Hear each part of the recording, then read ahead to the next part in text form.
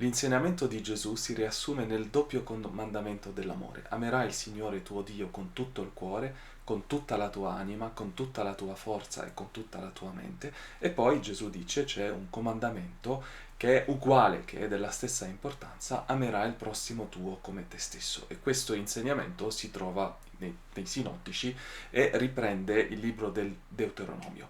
Ma qual è la misura di questo amore? La misura di quest'amore è spiegata da Gesù stesso quando dà se stesso come misura dell'amore. Vi do un comandamento nuovo, che vi amiate gli uni gli altri come io ho amato voi, così anche voi amatevi gli uni gli altri. Nel Vangelo di Giovanni, capitolo 13, versetto 34. Quindi Cristo riprende il comandamento antico, come lo chiama la prima lettera di Giovanni, ma lo riempie di una misura nuova. Qual è questa misura? È se stesso, è l'infinito di Dio. E hanno capito questa rivoluzione diversi santi, tra cui Sant'Agostino e San Bernardo, i quali dicono: la misura dell'amore è quella di amare senza misura. E qual è la persona che ha amato così? È soltanto Gesù. Quello che ha insegnato l'ha vissuta. Il Concilio Vaticano II ce lo dice bene: Gesù ci ha trasmesso la rivelazione gestis verbisque, con i gesti e con le parole. Quindi ciò che ha insegnato con le parole l'ha trasmesso anche con i suoi gesti, e ci ha insegnato che amare veramente non avviene con le parole ma con i fatti e con la verità. È ciò che San Giovanni ripete nella prima lettera, il capitolo terzo. Tra i gesti di Gesù che manifestano all'ennesima potenza, al massimo, il suo amore, ci sono i gesti nel quale dona se stesso in maniera completa. E tra l'altro è lui che ha insegnato che non c'è amore più grande di quello di dare la propria vita per i suoi amici. Ci sono 3 gesti che sono inseparabili, e questi gesti sono la lavanda dei piedi, l'istituzione dell'Eucaristia e la croce, la crocifissione di Gesù. E proprio come un tripiede deve avere i piedi che si equilibrano per tenere un giusto peso, come il tripiede che tiene questa telecamera che mi riprende, così questi 3 gesti devono avere un equilibrio e un supporto reciproco per essere spiegati. In vista di questo triduo pasquale, ma anche in linea generale per una meditazione insieme, mi propongo in questo video di riflettere con voi sulla lavanda dei piedi, e domani e dopodomani, se non mi capitano grandi disastri, di riflettere sugli altri 2 eventi della vita di Gesù, della passione di Gesù. Il Vangelo di Giovanni ci stupisce perché al capitolo 6 ci presenta un meraviglioso discorso di Gesù sul pane della vita, sull'Eucaristia, e chi legge questo discorso non può non dire con Gesù che sta parlando del suo corpo e non di una cosa simbolica e una cosa astratta. E ci aspettiamo quindi di trovare successivamente la cena del Signore, presente d'altronde negli altri Vangeli, e invece non si trova. Il capitolo 13 del Vangelo di Giovanni, che apre ciò che secondo gli esegeti viene chiamato il libro della gloria, ci manifesta un altro gesto di Gesù, quello della lavanda dei piedi. E la presentazione di questo di Gesù viene anticipata da un sapere e da un amare che è messo in evidenza dall'Evangelista. Gesù sa che è venuta la sua ora di passare da questo mondo al Padre, sa che l'avrebbe tradito, sa che il Padre le aveva dato tutto nelle mani, che da Dio è uscito e a Dio torna. E Gesù ama i suoi presenti nel mondo, e l'Evangelista ci specifica che questo amore era fino alla fine. Leistelos, che in greco non solo implica l'amore che è eterno, cioè vi ha amato per sempre, ma implica anche proprio la misura massima dell'amore, ed è ciò che è messo in evidenza da alcuni autori come San Giovanni Crisostomo. L'espressione eloquente di quest'amore, nell'ultimo momento di intimità con i suoi discepoli, Gesù la manifesta con la lavanda dei piedi. Giovanni mette in luce questo evento, Giovanni l'Evangelista, per rivelare il senso profondo dell'Eucaristia. Infatti il grande esegeta cattolico Raymond Brown spiega che nel periodo in cui veniva scritto il Vangelo di Giovanni, quindi verso gli anni 90, c'erano già purtroppo divisioni nella comunità riguardo alla celebrazione della cena Domini, della cena eucaristica, e Giovanni ha voluto insistere con questa narrazione della lavanda dei piedi sul senso profondo del corpo e del sangue di Cristo. D'altronde San Paolo, se vi ricordate, criticava già in alcune sue lettere la gente che aveva trasformato l'agape eucaristica in un evento di Masterchef. E quindi il problema era presente nella prima Chiesa e Giovanni cerca di risolvere questo problema, di sollevare e risvegliare le coscienze attraverso il discorso sulla lavanda dei piedi. Dobbiamo sapere che un padrone ebreo non poteva farsi lavare i piedi da uno schiavo ebreo. Cioè, se tu avevi ai tempi di Gesù uno schiavo ebreo, ma non solo ai tempi di Gesù, nel giudaismo praticante, se tu avevi uno schiavo ebreo, non potevi chiedergli di lavarti i piedi. Era un gesto di umiliazione profonda e quello era un figlio di Abramo e quindi non doveva fare questo. E Gesù scende ai suoi piedi, svuota se stesso, scende fino ai piedi dei discepoli e il testo ci dice che Gesù depone le sue vesti. E questo è segno della sua vita deposta per noi. Dio si inchina ai piedi delle sue creature. È una follia. L'obiezione di Pietro ci apre un primo spiraglio sul senso di ciò che Gesù...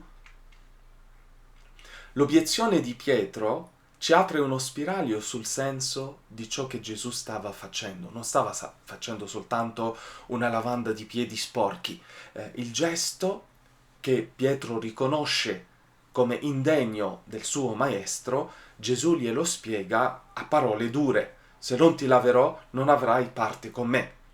Cosa significa questo? Possibile che rifiutare di farsi lavare i piedi possa condurre a essere esclusi dalla vita con Gesù?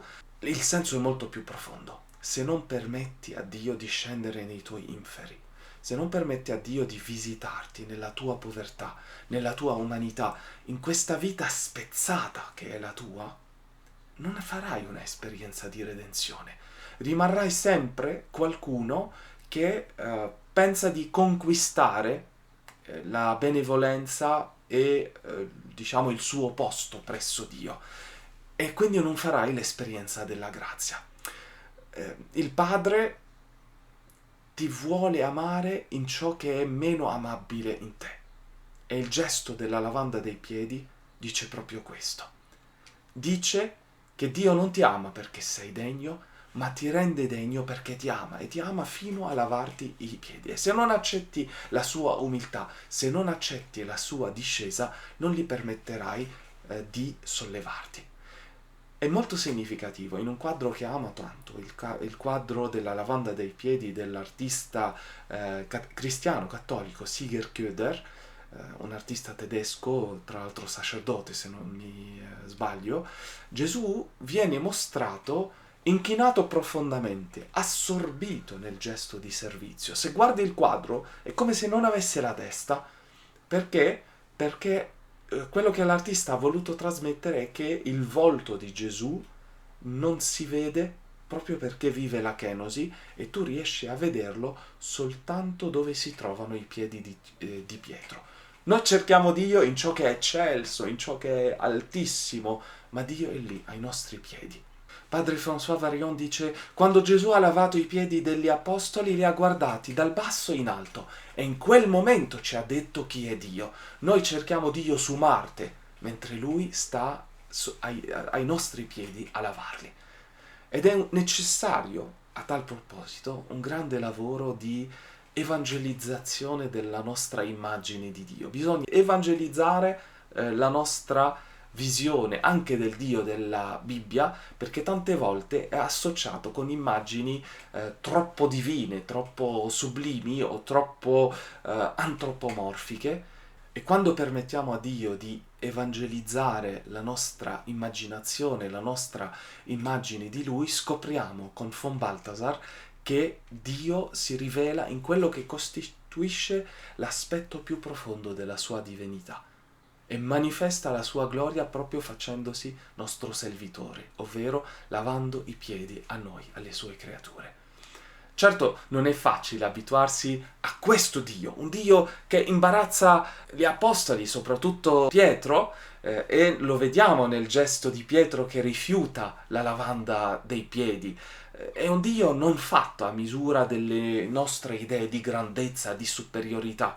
E per questo Dio deve addomesticare il nostro cuore, per utilizzare un'espressione cara all'autore del Piccolo Principe, addomesticare il nostro cuore, diventare suo amico, farlo diventare suo simile. Il poeta William Blake scrive: siamo messi sulla terra per un breve spazio per imparare a sopportare i raggi dell'amore. Questa espressione mi ha subito colpito quando l'ho letta, perché uno dice voglio essere amato, gli altri non mi amano abbastanza, ma in realtà quando siamo amati profondamente ci troviamo dinanzi alla nostra esperienza di, a volte, non sempre, della nostra esperienza di indegnità. Non siamo degni di essere amati. Allora il grande sforzo è quello di accogliere il fatto di essere amati, soprattutto da Dio, quando non ne sentiamo degni.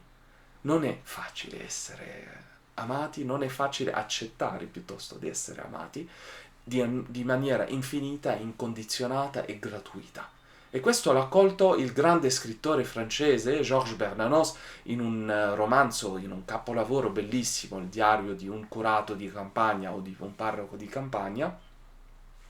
E a un certo momento, verso la fine del romanzo, questo parroco di cui leggiamo il diario riassume un po' la riconciliazione con la sua povertà e scrive: quella specie di diffidenza che avevo di me stesso, della mia persona, si è dissolta, credo per sempre. Questa lotta ha preso fine. Non la capisco più, sono riconciliato con me stesso, con questa mia povera spoglia. Ma come mai è avvenuto ciò? Il curato ce lo spiega subito dopo. Dice: è facile odiarsi, più facile di quanto si creda. La grazia è dimenticarsi. Ma quando ogni orgoglio fosse morto in noi, la grazia delle grazie sarebbe amare se stessi umilmente, come uno delle membra sofferenti di Gesù Cristo.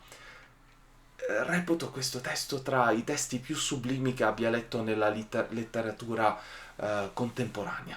Cioè, la grazia è dimenticarsi, perché quando la persona è super concentrata su se stessa, sul proprio ego, sulla propria persona, si perde, si disperde, mentre la grazia è di dimenticarsi. Però oltre a questa grazia di dimenticarsi, c'è una grazia ancora più grande, quella di guardarsi con lo sguardo di Dio, quella di perdonarsi con il perdono di Dio. Quando la persona vive questo, vive qualcosa della profondità spirituale. La salvezza non è la nirvana dell'oblio di sé, ma di avere lo stesso sguardo di Dio sulla creazione e su se stessi. E questo sguardo, invece di rinchiuderci in un egoismo che è ripiegato su se stessi, in realtà ci apre alla grazia di amare con l'amore stesso di Dio. Infatti, così siamo disposti a capire meglio l'amore eucaristico, ma anche a iniziare a viverlo. E chiudo questa riflessione di questa giornata, che forse si è fatta anche abbastanza lunga, con una poesia. L'autore è anonimo, l'ho vista attribuita a Madeleine Delbrel, ma alcuni esperti di Madeleine Delbrel mi hanno detto no, non è sua.